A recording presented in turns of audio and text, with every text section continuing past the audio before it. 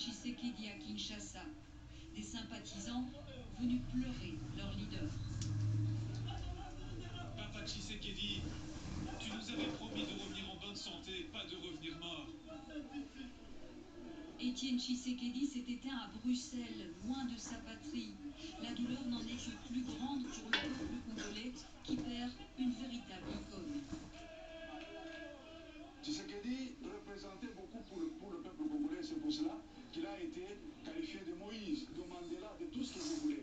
Parce que c'est lui qui devait montrer le chemin et conduire le peuple à la libération. Étienne Tshisekedi est mort d'une embolie pulmonaire dans cet hôpital bruxellois. Bruxelles, où le leader de l'opposition comptait énormément de sympathisants. À Matongé ce matin, l'ambiance était calme, mais la tristesse bien présente. Certains, comme Élie, n'ont pas fermé l'œil de la nuit. J'ai pas pu les sommeil parce que j'ai pensé beaucoup de lui. Donc je me sentis rien quoi. Donc je me sentais de rien. Pour beaucoup de Congolais, Étienne Tshisekedi était tout simplement Papa Chichi.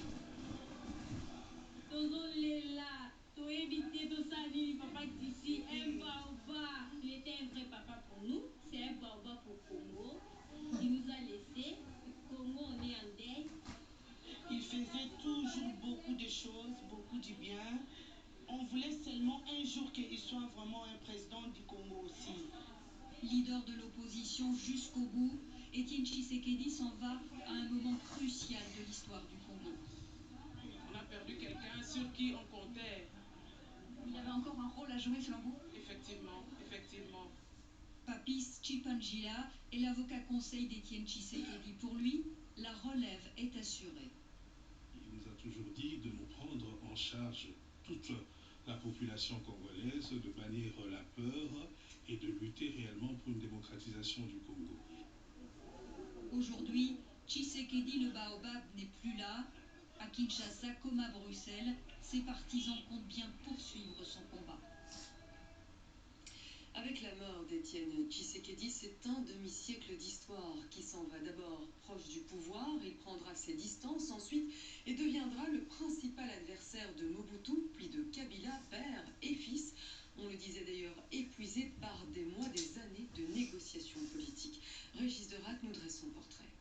C'est lui qui m'amènera Kabila ici ligoté aura une récompense très importante. C'est l'une des sorties dont il était coutumier. Nous sommes en 2011. Joseph Kabila remplit pour son second mandat. Étienne Tshisekedi s'y oppose et il s'autoproclame président. Je crois que je vais être assez faible pour exiger de négocier avec lui. Donc ce qui est exclu, ce qui est impossible. Toute sa longue carrière a été jalonnée de phrases fortes et surtout de confrontations avec le pouvoir. Le maréchal Mobutu l'enverra d'abord en prison avant de devenir son meilleur ami. Il en fera même son premier ministre. Mais Tshisekedi finira par dénoncer des dérives dictatoriales et prendra ses distances. Ce régime n'a jamais toléré la contradiction. Ça fait qu'il a toujours frappé avec violence tout ce qui allait à l'encontre de la volonté du dictateur. Laurent Désiré Kabila, qui a renversé Mobutu, n'a pas non plus été ménagé par Étienne Tshisekedi. Tout à la fois courageux et populaire, souvent imprévisible, voire autoritaire, Tshisekedi n'a laissé personne indifférent. J'ai déjà eu des disputes avec lui, même publiquement. Il avait le verbe haut, c'était un tribun. Il était quand même très dur dans les propos. Mais en même temps, c'est un homme avec qui on pouvait débattre, discuter de choses importantes pour le Congo. En 2010, il dénoncera sans embâche l'assassinat du militant des droits de l'homme, Floribert Chebeya. C'est encore un des crimes de plus que le régime de Kabila vient de commettre. Les Congolais le surnommaient le Vieux ou le Sphinx. On se rappelle son retour triomphal en RDC l'an dernier après 2 années d'exil médical en Belgique. Toujours déterminé à empêcher Joseph Kabila cette fois de se maintenir au pouvoir, il rassemblera autour de lui toutes les forces d'opposition congolaises. Nous devons nous unir pour chasser celui que vous savez.